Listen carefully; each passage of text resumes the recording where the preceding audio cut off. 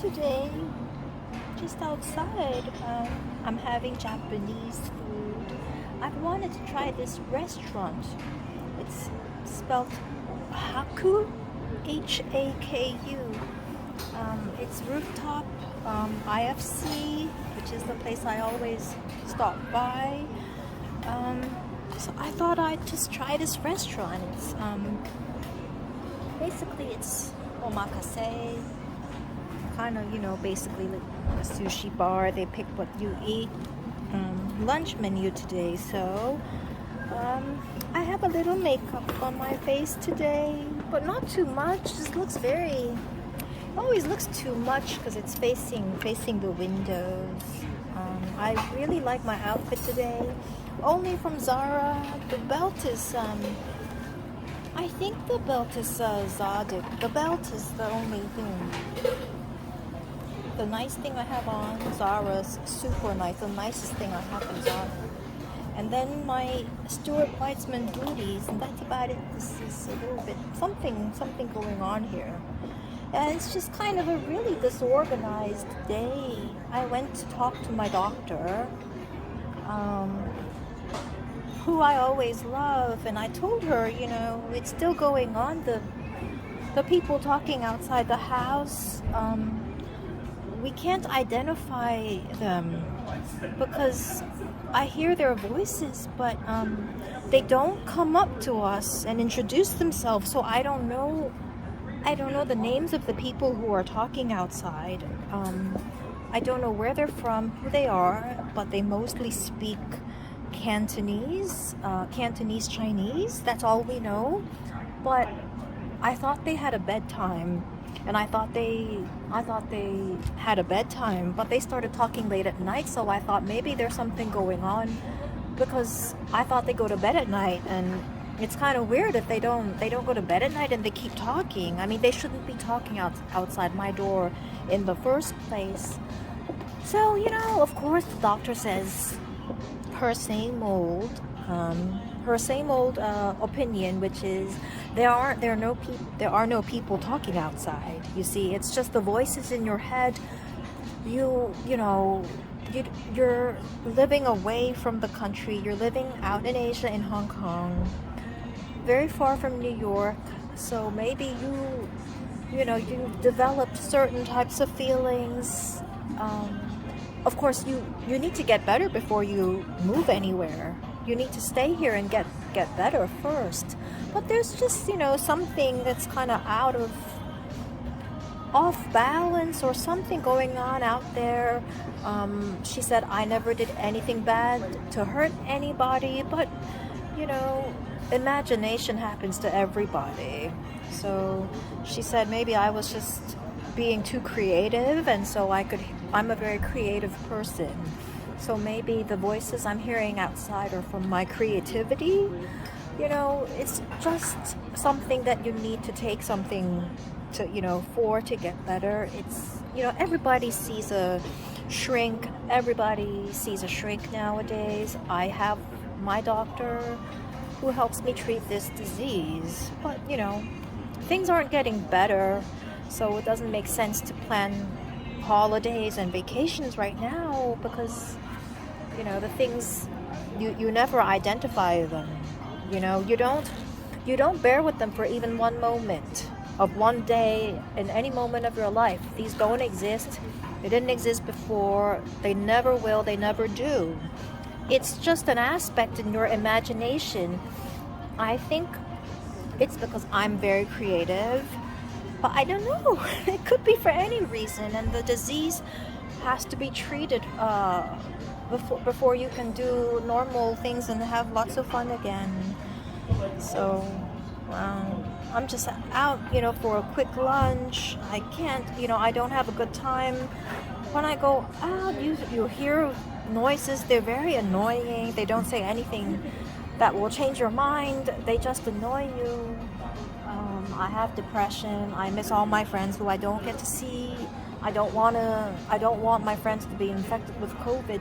So my life, really sucks. And sometimes I like to talk about how much things suck for me instead of making you know, people who watch these videos and they didn't know me very well, they might think, oh, I seem to have such a good time, or my house looks really pretty, or I wear nice clothes. But no, actually, life really sucks, and you know, I'm going through a phase I have to get through.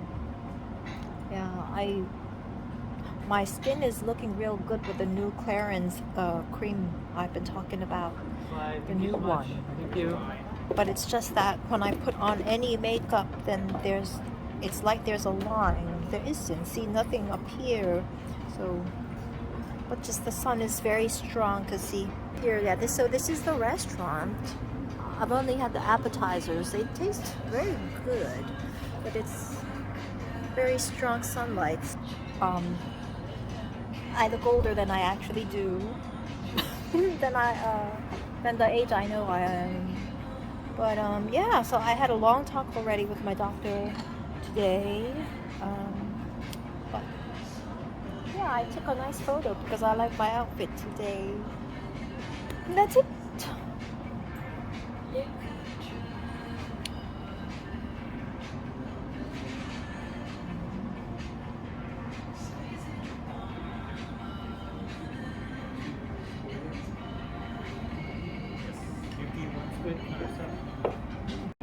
See, wow, this looks really okay, let me see. I think they said if my Chinese isn't too bad, it's a cooked squid with onions on top and some sort of caviar from somewhere, and then emulsion. See, you couldn't tell, it looks so pretty, but it's very yummy as well. See, this is the menu item. I have a green tea, and these are the chefs arranging the food. It's very tasty. I like what I had so far. Oh. So it is what they said it was. I mean, unless I'm completely off kilter. They told me in Cantonese, Chinese, it is a cooked squid with some sort of caviar and onion. It is what it is. It's very tasty. See? This is the food. I think they also said you have to eat it in one go. See?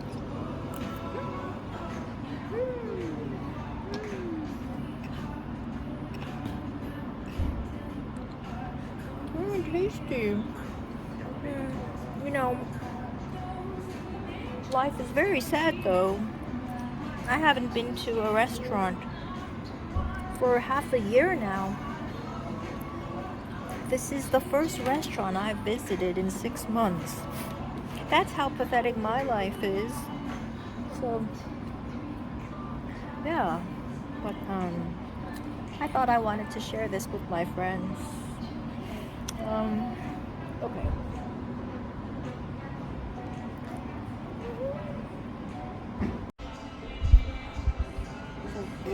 So this is all I have on my plate table at the moment. So the main course is pork, like Japanese pork. I don't know, something like a slow cooked. I cannot remember the small details. After all, honestly, my Cantonese Chinese isn't good enough. My Chinese really could be way better.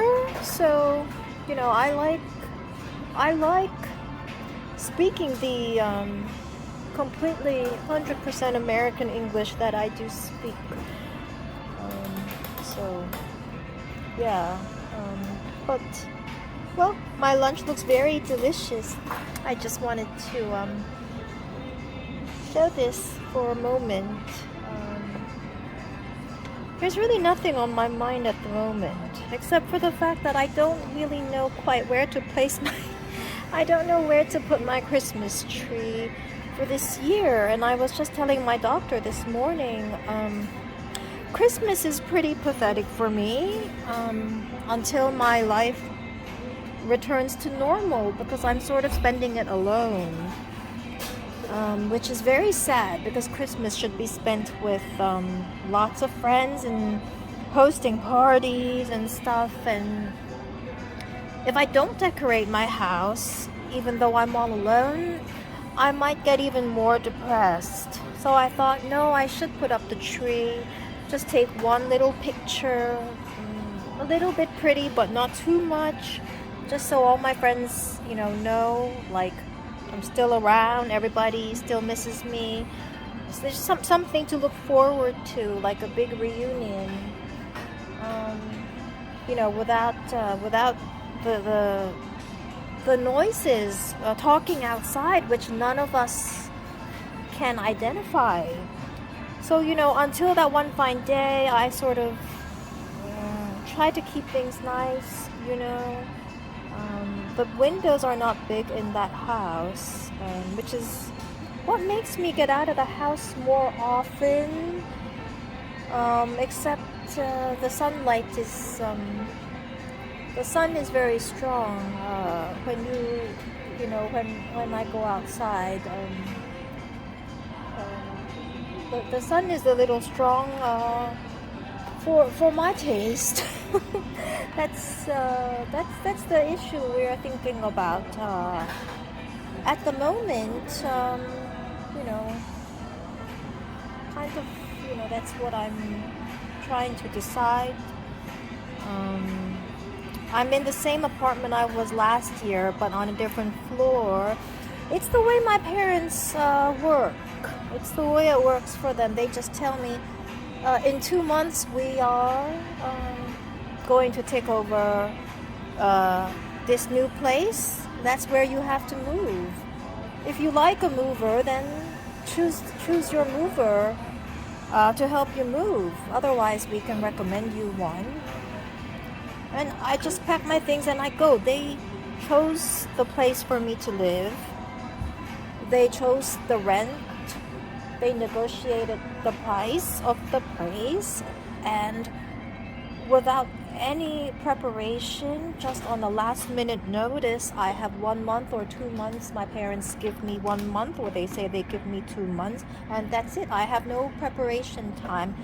They don't give me advance notice, not because they're bad people, but because the way the world is. How can you find a house? How can you find an apartment to live more than 2 months in advance, right?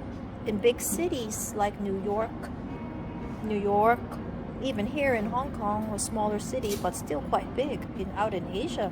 In big cities, everybody chooses the place they buy, chooses the things to buy. You don't know what you're having for dinner until the night before. How would I know where I'm living in 1 year?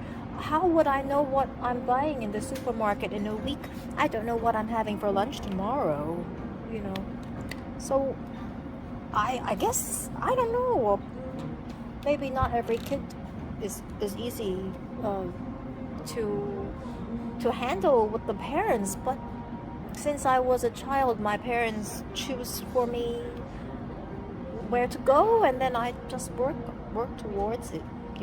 Like, we want you to go to Harvard, and these are the steps you have to take, or you're gonna play the piano, and this is what we're gonna do, and you have to go to this school, or you have to do this at this time, and you're gonna wear this dress. And they purchase and price and everything, not really, just a good kid, but I just feel really, really, really depressed because I haven't been on vacation for 3 full years. Really crazy, I know. I really think my life is inadequate. No vacation, no holiday, nothing. Not since COVID. So I told my doctor this morning, one fine day when things are well, I want to take my mom to Myanmar, which used to be called Burma. It's a small country in South Asia. I've been there once all by myself, but it was organized by a very, very excellent vacation tour company. And the people in Myanmar are so kind, everywhere you walk on the streets, everywhere the people have chats with you, even if they don't speak much English, they do their best, or they do, and it's really excellent. And I met so many people there just within 1 week. I had such a good time. The temples there were amazing. I could visit places in twilight or, early in the morning before sunrise. I even took a parachute up to look at all the temples. I went to the day before. So I told my mom I had such a good time there, and the people were so friendly to me that I just felt naturally, it was just my natural impulse to want to take my mother there one day. I don't know why, but I thought she would like it. It's a liberal place, and she's like that, and it's very interesting. So it's something to look forward to. You know. So right now I'm reading a book just because I got the idea that maybe if I feel so depressed and I read a book, I might be happier. And the book I found lying around my house was a book I bought during that vacation, on that holiday, and it's called Burmese Days by George Orwell. It's a little bit, kind of on the classic side, but I never read it before, and I bought it outside a temple when I traveled that temple in Myanmar, because there were these really nice young ladies selling English classic books right outside the temple. Many of them were by famous authors who had spent time, vacationing in Burma. And it's like, early 1900s, and it's about colonial times, which is obviously what Hong Kong used to be when I was born. It's got British people, Europeans, Asians, Mongolians, and Indians all together.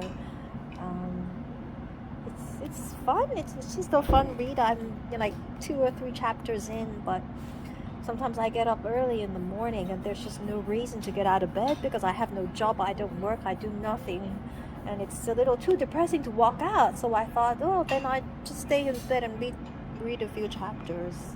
I haven't read a serious book since I was in college. Obviously, all my college friends know I'm not enough of a nerd to read big books.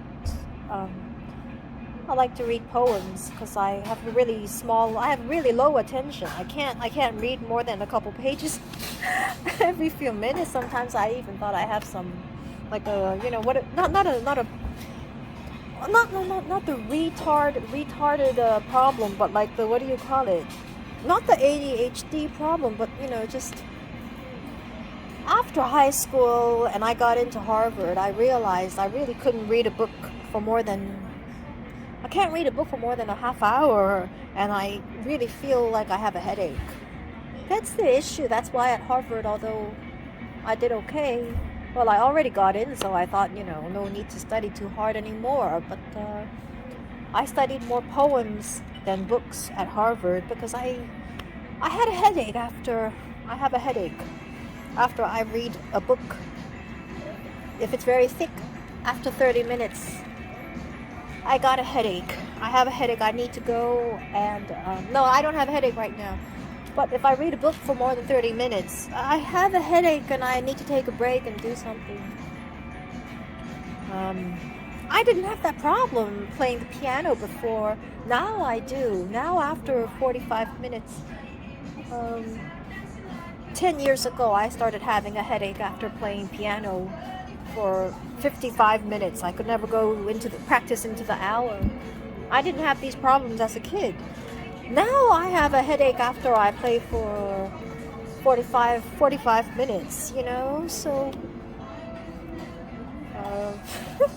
there are plenty of ways to say that I'm not really well enough to have a very difficult job. If my job is just to go to nice places and I wear pretty clothes and I can remember what I'm wearing, I can remember the makeup on my face, my hair, I can remember my shoes and my handbag.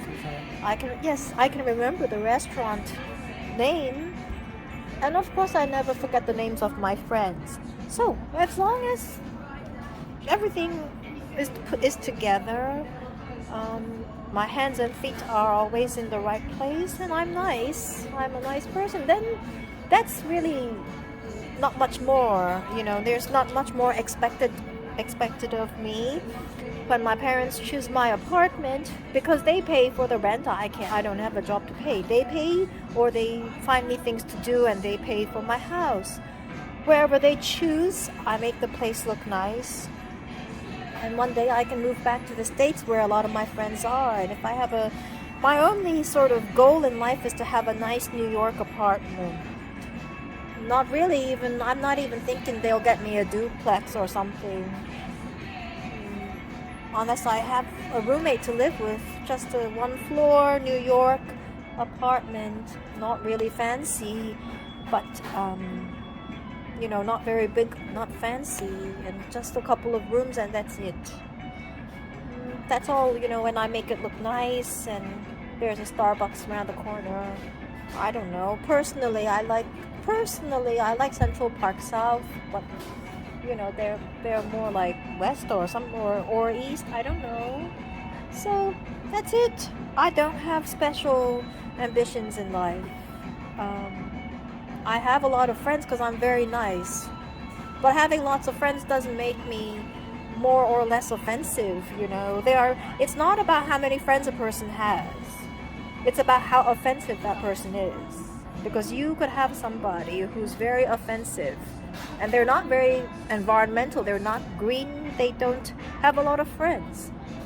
But you have to deal with that person, and that person's real offensive. Well, so what if he or she doesn't have many friends? It's offensive for you to deal with. So it's really just the person you have to deal with has to be nice to you, not really worrying about how many friends he or she got. So, because maybe the person I have to deal with ain't got no friends, but it's still real difficult for me to deal with. So I just worry about kind of what I'm having for lunch today, what I'm having for dinner tonight. I hope I can return to New York in one piece, and I hope I can play one piece on the piano, and I hope I have like a 1-bedroom apartment, hopefully 2 bedrooms, so I can have 1 bedroom for the closet. I hope I can see all my existing friends once in a while, because of course everybody's mostly married with kids. Probably amongst my close ones, only Lynette is still single. Just like me, she's an old maid now, but of course she's closer. I think she's still in New Jersey, teaching 4th or 2nd grade, so she's not really close to New York. She is close to New York, and her family's there, but she's not 5 minutes away until she moves in with me. My first apartment in New York, probably I'll move back first. So, my life's nothing fancy, nothing special about me. Because my parents give me a fixed pocket money, and they don't want to spoil me, and I don't want to be spoiled, because America is the country I love to be. And people who behave in a spoiled way in America, today I bought a Chanel handbag, today I'm meeting with so-and-so, they don't do as well. The more humble you are, the more common, blackish, whitish, Asian-ish, the more you do well in normal society, normal life, living in Manhattan, and you take the subway, and you take the cab and stuff. So that's where I stand on things. But who cares about where I stand on things? I don't make any big decisions, and I don't get a lot of money to spend. It really totally doesn't matter what I think. But I put these videos up because I want my friends who really care about me and who miss me to make sure when they watch these videos, they know how I'm doing, and my health is getting a little better or it's getting a little worse. They're smart people, so their opinions count. Anyways, my pork is getting a little cold, but it looks really tasty. And I'm always on a diet. but I never feel really hungry. So when I'm out, and I haven't been out, my first restaurant in 6 months, so I'm gonna have a good time.